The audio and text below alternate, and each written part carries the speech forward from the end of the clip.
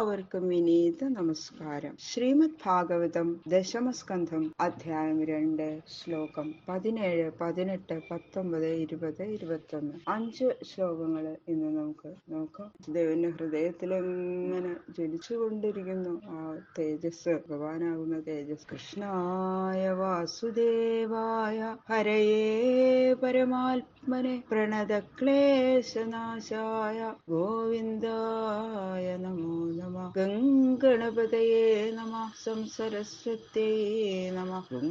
ഗുരുഭ്യോ നമഃ. ശ്ലോകം 17. സബിഭ്രൽ പൗരുഷം ധാമ ഭ്രാജമാനോ യഥാരവി ദുരാസതോതി ദുർധർഷോ ഭൂതാനാം സംബഭൂവഃ.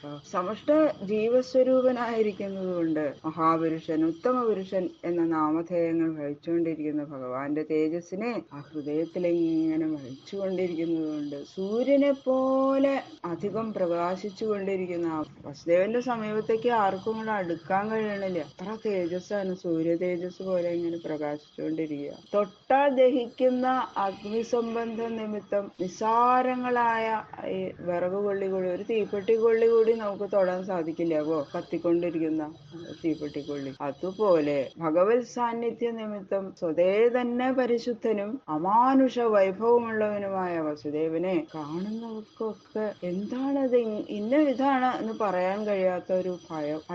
അടുത്തേക്ക് അവിടെ പോവാൻ തോന്നണില്ല. ഭക്തി ഒക്കെ അവര് അറിയാതെ തന്നെ അവരുടെ ഹൃദയത്തിൽ ഇങ്ങനെ ജ്വലിക്കുകയാണെന്ന്. എന്താണെന്ന് അവർക്ക് മനസ്സിലാവണില്ല. ആ തേജസ്സിനെ ഇങ്ങനെ നോക്കി നിൽക്കാൻ നോക്കണം. അടുത്തേക്ക് പോവാൻ തോന്നണില്ല. അതാണ് ഭഗവാന്റെ ആ തേജോ വിശേഷ മഹിമ. ആശ്ചര്യം, അത്ഭുതം, അത് മാത്രമേ പറയാൻ പറ്റുള്ളൂ. തതോ ജഗന്മംഗളമച്യുതാംശം സമാഹിതം ശൂരസുതേന ദേവി ദധാര സർവാത്മകമാത്മഭൂതം കാഷ്ഠാ യഥാനന്ദകരം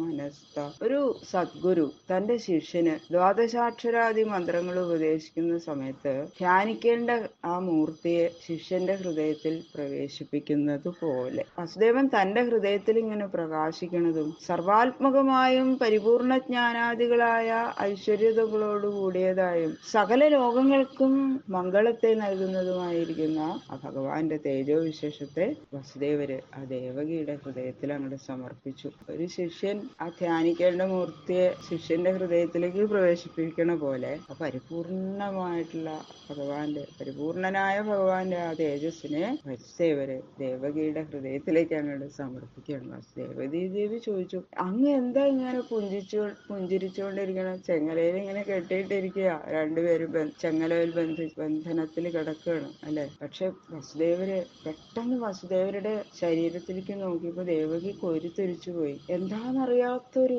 തേജസ്. വസുദേവരിങ്ങനെ ആനന്ദം അനുഭവിച്ചുകൊണ്ടിരിക്കുന്ന മാതിരി ഇങ്ങനെ പുഞ്ചിരിക്കുന്നു. കുറച്ചു നേരം ദേവകി ചോദിച്ചു, അങ്ങ് എന്താ അങ്ങനെ പുഞ്ചിരിക്കണം, എന്താ അങ്ങക്ക്? അങ്ങനെ ചോദിച്ചപ്പോഴാണ് വസുദേവര് പറഞ്ഞു, ഞാൻ പറയാൻ പറ്റണില്ലേ വസുദേവർക്ക്. അപ്പൊ വസുദേവര് എന്ത് ചെയ്തു? ആ തേജസ്സിനെ ദേവകിയുടെ ഹൃദയത്തിലേക്ക് അങ്ങോട്ട് സമർപ്പിച്ചു. അവന്റെ ആത്മാവായി വിളങ്ങുന്ന ആ പരിപൂർണ ആനന്ദ സ്വരൂപത്തെ, ലോകാനന്ദകരനായിരിക്കുന്ന ചന്ദ്രനെ കിഴക്ക് ദിക്കെന്ന പോലെ അതിഥിയുടെ അവതാരമായിരിക്കുന്ന മംഗളസ്വരൂപിണിയായ ദേവകി മനസ്സുകൊണ്ട് തന്നെ ധരിച്ചു. ദേവകി ഇതങ്ങോട്ട് സ്വീകരിക്കുമെന്ന് വസുദേവര് പറഞ്ഞു. മനസ്സുകൊണ്ട് ദേവകി ദേവി അതങ്ങോട്ട് സ്വീകരിച്ചു. ആമ തന്റെ കുട്ടികളെ ധ്യാനം കൊണ്ട് മാത്രം വളർത്തുന്നത് പോലെയും സൽഗുരു അധികാരിയായ ശിഷ്യന് മൂർത്തി ധ്യാനത്തെ ഉറപ്പിക്കുന്നത് പോലെയും വസുദേവൻ ധ്യാനം കൊണ്ട് തന്നെ ദേവകി ഹൃദയകമലത്തില് ഭഗവത് സ്വരൂപത്തെ പ്രവേശിപ്പിച്ചു. അപ്പൊ ദേവകിയുടെ ഹൃദയത്തിന് മുമ്പിൽ തന്നെ ഭഗവാൻ മാത്രമേ ഉള്ളൂ ആശ്രയം എന്നുള്ളത് അറിയാം. അത് ഇങ്ങനെ ഹൃദയത്തില് ഭഗവാൻ തന്നെ ഇങ്ങനെ വിളങ്ങിക്കൊണ്ടേയിരിക്കണ്ടേ എപ്പോഴും ദേവകി ദേവിയുടെ ഹൃദയത്തില്. അങ്ങനെ ആ സ്വരൂപം ഒരു പ്രത്യേക മൂർത്തി ധരിച്ചുകൊണ്ട് അവിടെ വർദ്ധിക്കാൻ തുടങ്ങി. അതാണ് സാധാരണ ജീവൻ എങ്ങനെ ഉണ്ടാവുക? മാതാപിതാക്കന്മാരുടെ രേതസംബന്ധ നിമിത്തമായിരിക്കും അല്ലെ. പക്ഷേ അങ്ങനെയല്ല ശ്രീകൃഷ്ണ അവതാരം. പ്രത്യേകിച്ച് ഇവിടെ കാണിക്കുന്നു. സർവാത്മകമായിരിക്കുന്ന ഭഗവത് തേജസ് സങ്കല്പ സാമർഥ്യത്താൽ വസുദേവ ഹൃദയത്തിലും അവിടെ നിന്ന് ദേവകി ദേവിയുടെ ഹൃദയത്തിലും വ്യക്തിരൂപേണ വിളങ്ങി എന്ന് ഇതാ പ്രത്യേകം പറയുന്നു. സാ ദേവകി സർവജഗൻ നിവാസപൂതാ നിതരാം നരേജ ഭോജേന്ദ്രഗേ അഗ്നിശിഖേ വരുഥ സരസ്വതി ജ്ഞാനഖലേ യഥാ സതി. സകല ചരാചരങ്ങളും ഏതൊരുവന് സ്ഥിതി ചെയ്യുന്നുവോ ആ ഭഗവാന്റെ നിവാസസ്ഥാനമായിരിക്കുന്ന ദേവകി സർവ്വലോകങ്ങളെയും ആനന്ദിപ്പിക്കുന്നവളായിട്ട് അത്യന്തം ശോഭിച്ചില്ല. സർവ്വലോകത്തിലും ശോഭിച്ചില്ല. അതെന്താ കാരണം? ഇപ്പൊ ദേവകി ദേവി കംസന്റെ ഭവനത്തിൽ ബന്ധിക്കപ്പെട്ടിരിക്കുക കാരാഗ്രഹത്തില്. അപ്പോ ആ ദിവ്യ ശോഭ കണ്ട് ആനന്ദിക്കാൻ ജനങ്ങൾക്ക് സാധിച്ചില്ല. അങ്ങനെ ആ സർവാഹ്ലാദകാരിണിയായിരിക്കുന്ന ദേവകി ദേവിയെ ജനദൃഷ്ടിയിൽ നിന്ന് കംസൻ ബന്ധിച്ചിട്ടിരിക്കുകയല്ലേ. ദേവകി ദേവി ഇരിക്കുന്ന സ്ഥലം മാത്രം അങ്ങനെ ശോഭിച്ചു. ഘടാദികളായ പാത്രങ്ങൾ കൊണ്ട് മൂടിയ അഗ്നിജ്വാല എന്ന പോലെയും അന്യർക്ക് ഉപദേശിക്കാതെ തന്റെ ഉള്ളിൽ മാത്രം വെച്ചുകൊണ്ടിരിക്കുന്ന കലന്റെ വിദ്യ എന്ന പോലെയുമാണ് ഇപ്പോ ദേവകി ദേവിയുടെ ഇരിപ്പ്. മറ്റാർക്കും പറഞ്ഞു കൊടുക്കാത്ത വിദ്യ അറിഞ്ഞിരിക്കുന്ന ആ വിദ്വാൻ മാത്രം സന്തോഷിക്കുന്നുണ്ട്. എങ്കിലും പരവഞ്ചന ജന്യമായിട്ടുള്ള പാപം അവനെ തന്നെ നശിപ്പിക്കും അല്ലെ. സമീപത്തിലുള്ള സകല പദാർത്ഥങ്ങളെയും പ്രകാശിപ്പിക്കുന്ന അഗ്നിയെ ഘടാദികൾ കൊണ്ട് മൂടിയാലും ഉള്ളിലിങ്ങനെ പ്രകാശിക്കും. പക്ഷേ ഈ എന്താ ചെയ്യാ, ഘടാദി പാത്രങ്ങളിൽ അധികം ചൂട് തട്ടും. അതുപോലെ ദേവകിയുടെ ഗർഭശോഭയെ ജനദൃഷ്ടിയിൽ നിന്ന് മറച്ചാലും ദേവകിക്ക് പ്രകാശത്തിന് കുറവില്ല. എന്നാൽ മറച്ചു വെച്ച പാപം കൊണ്ട് കംസന് നാശം അടുത്തു. ഭഗവാനാകുന്ന അഗ്നിജ്വാലയെ തടഞ്ഞു നിർത്തിയിരുന്ന കംസനെ ആ ജ്വാല ദഹിപ്പിക്കാൻ തുടങ്ങി. അതാണ് അതിന്റെ അർത്ഥം. താം വീക്ഷ്യ കംസ പ്രഭയാചിതാന്തരാം വിരോചയന്തീം ഭുവനം ശുചിസ്മിതാം ആഹൈഷമേ പ്രാണഹരോ ഹരിർഗുഹാം ധ്രുവം ശ്രിതോ എന്ന പുരേയം ഈദൃശി. ആരാലും ജയിക്കപ്പെടാത്തവനും സകല ചരാചരങ്ങളെയും നിയമിച്ചടക്കുന്നവനുമായ ഭഗവാൻ ഇപ്പൊ ദേവകി ദേവിയുടെ ഗർഭത്തില് സാക്ഷാത് സ്വരൂപത്തോടുകൂടി വിളങ്ങുന്നു. അങ്ങനെ ആ പ്രഭാസമൂഹം ദേവകിയിൽ നിന്ന് പുറത്തേക്ക് എങ്ങനെ പ്രസരിക്കുകയാണ്. ആ കാന്തി കൊണ്ട് ദേവകി ദേവിയുടെ സമീപ പ്രദേശങ്ങളെല്ലാം ഏറ്റവും പ്രകാശിക്കുന്നു. സകല സന്താപങ്ങളെയും നശിപ്പിച്ച് പരമാനന്ദത്തെ നൽകുന്ന ഭഗവാൻ ദേവകി ദേവിയുടെ ഉള്ളിലുള്ളത് കൊണ്ട് കാണുന്നവരുടെ ഹൃദയത്തിൽ പരിപൂർണ ആനന്ദത്തെ ജനിപ്പിക്കണം. എല്ലാവർക്കും ദേവകി ദേവി ഇങ്ങനെ നോക്കുമ്പോ ഒരു ആനന്ദം, മനോഹരമായ ഒരു മന്ദഹാസം ദേവകി ദേവിയുടെ ആ ചുണ്ടത്ത് ഇങ്ങനെ എപ്പോഴും വരുന്നു. അത് എന്തുകൊണ്ടാ?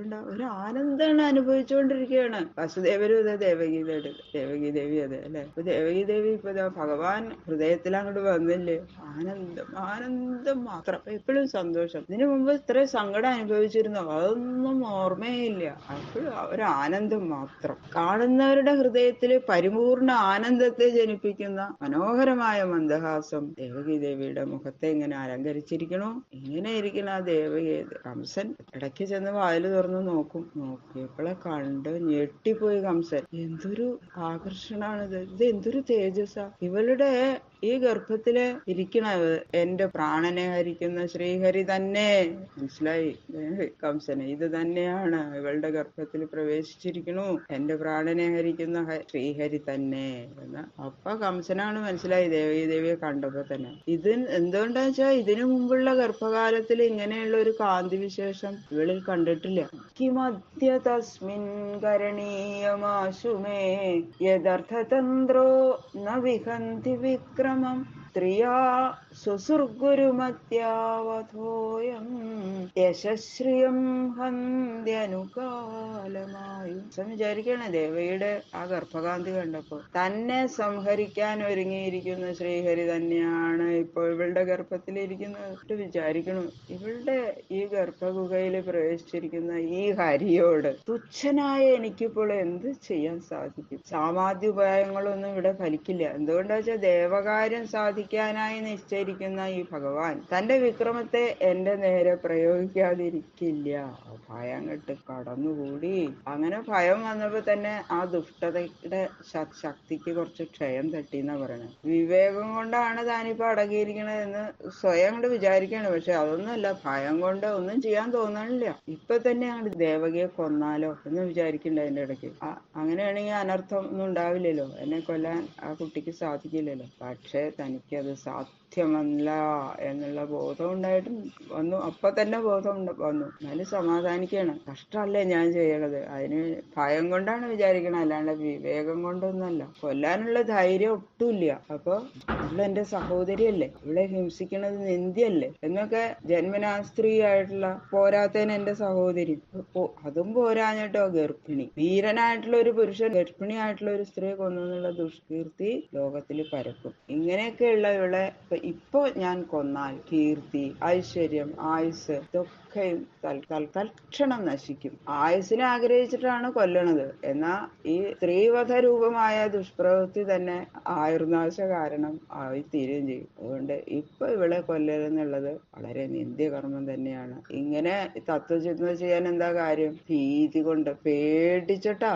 ധൈര്യമില്ല കംസന് ചെയ്യാൻ. ഇങ്ങനെ ഉള്ളിലൊരു ലജ്ജയും വന്നുകൂടി സമാധാനിക്കുകയാണ്. അപ്പൊ അല്ലെങ്കിൽ എന്താ, കല്യാണം കഴിഞ്ഞ് ഭർതൃഗൃഹത്തിലേക്ക് പോകണ ദേവിയെ വധിക്കാൻ ഒരുങ്ങിയപ്പോ കംസന് ഈ ചിന്തയൊന്നും ഒട്ടും ഉണ്ടായില്ല. സ്വതേ ദുഷ്ടനായതുകൊണ്ട് തന്നെ. അതുകൊണ്ട് ഇപ്പൊ ഇങ്ങനെ തോന്നണത് അത് ഉള്ളിലിങ്ങനെ ഭയം കൊണ്ട് മാത്രമാണ്.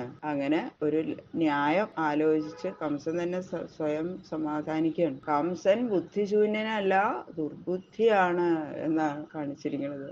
അതാണ് അതിന്റെ അർത്ഥം. അല്ലെങ്കിൽ ഇപ്പോഴത്തെ ഇങ്ങനെയുള്ള ചിന്തകള് ഒന്നും ഉണ്ടാവില്ല. പേടിച്ചിട്ട് തന്നെ, ഭയം കൊണ്ട്. അപ്പൊ ദേവകി ദേവിയെ വധിക്കാൻ ധൈര്യമില്ല കംസന്. അതുകൊണ്ടാണ്. ബാക്കിയുള്ള ശ്ലോകങ്ങള് നാളെ നോക്കാം. സർവത്ര ഗോവിന്ദ നാമ സങ്കീർത്തനം. ഗോവിന്ദ ഗോവിന്ദ ഗോവിന്ദ.